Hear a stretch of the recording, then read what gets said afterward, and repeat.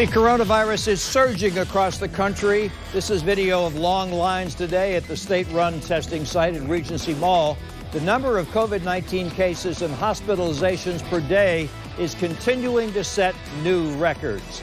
New infections nationwide have hit a new high for the third straight day, with more than 153,000 new cases reported. Intensive care units in a number of cities are nearing capacity, and some governors and mayors are once again considering stay-at-home orders to try to flatten the curve.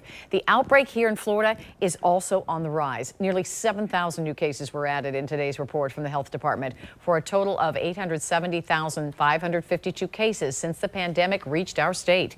News 4 Jax reporter Joe McLean is monitoring the impact of the latest wave here in our area and how COVID-19 is affecting schools. Joe.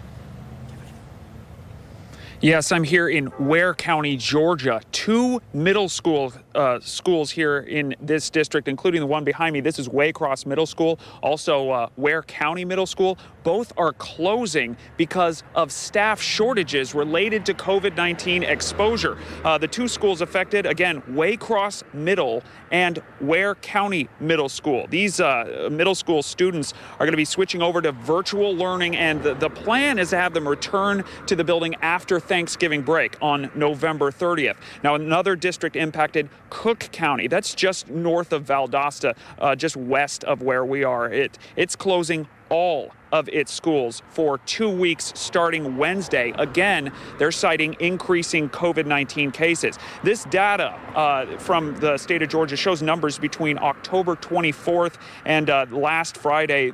If we have the graphic up, it shows red counties. Those are the ones that have at least 100 cases for every 100,000. Now, the state doesn't report school-based cases like positive cases like a lot of the districts here in Florida do, so the numbers in the school community are somewhat unclear at this time. Here in down in Jacksonville, we saw the long lines outside of the COVID testing site at Regency.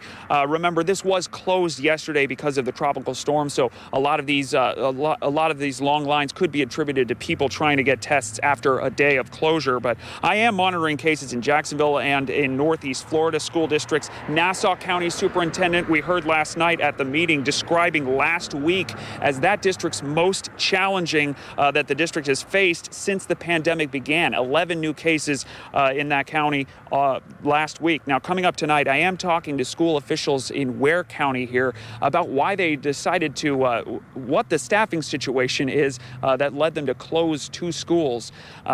Tonight is a homecoming game here in Ware County, but we are going to be talking to school officials about why they made that decision and what the current situation is right now. For now, though, reporting live in Ware County, Georgia, Joe McLean, Channel 4, the local station.